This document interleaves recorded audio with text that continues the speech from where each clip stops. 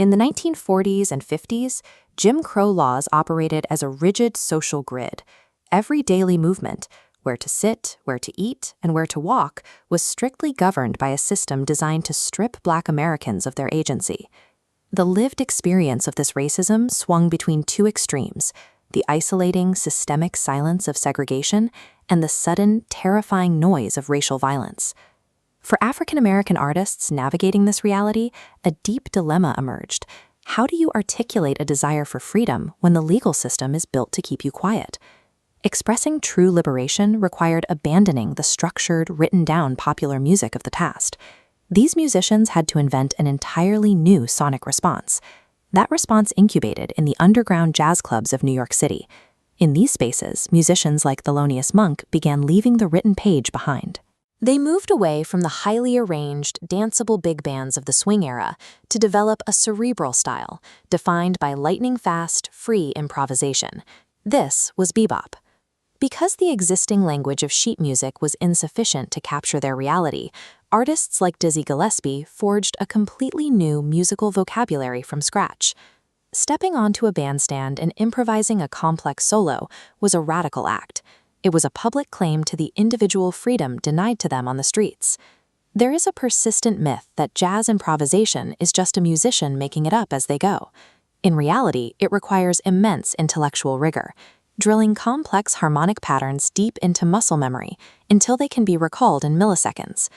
Masters of the craft like Barry Harris mapped out how to navigate these fast-moving chord changes using a strict, unwritten set of mechanical rules and phrasing structures. This diagram visualizes a technique called a chromatic enclosure. Instead of playing a target note directly, the musician plays the dissonant half-steps surrounding it, effectively boxing the note in. The soloist deliberately manufactures dissonance.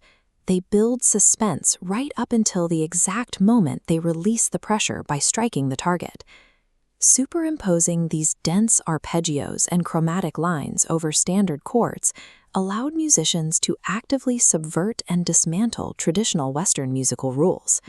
Mastering these mechanics on a live stage was an undeniable intellectual flex. It proved sophisticated artistry in a society that continually tried to label Black Americans as inferior.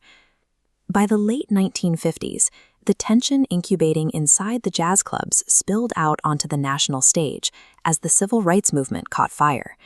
In 1957, the conflict escalated in Arkansas with the Little Rock Nine, when the state used the National Guard to block 9 teenagers from attending an integrated high school. Arkansas Governor Orville Faubus became the physical enforcer of the rigid laws that bebop musicians had been fighting sonically for over a decade. In direct response to the crisis, bassist and composer Charles Mingus wrote the explicit protest anthem, Fables of Faubus.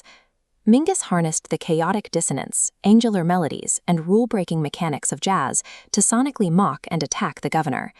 The abstract rebellion of bebop had fully evolved. It was now a direct, weaponized tool for political protest. Bebop functioned as a targeted act of resistance. Its break from conventional structure mirrored the political defiance of the era, turning the bandstand into an active site of rebellion. Subsequent artists adopted this improvisational ethos to articulate the Black experience and score the ongoing revolution. Through artists like John Coltrane and Nina Simone, the visceral emotion of the movement was channeled through their instruments just as effectively as it was through any speech. Demanding civil rights meant confronting entrenched systems, which required artists who were unafraid to dismantle the old rules of engagement, both politically and musically. This mid-century insistence on jazz improvisation represents a critical node in the broader timeline of African American music. By prioritizing the individual's ability to create complex order out of chaos, these musicians established a new standard for the soloist's authority. This emphasis on spontaneous creation and technical mastery traveled into the rhythmic innovations of soul and the competitive freestyle structures of modern hip-hop.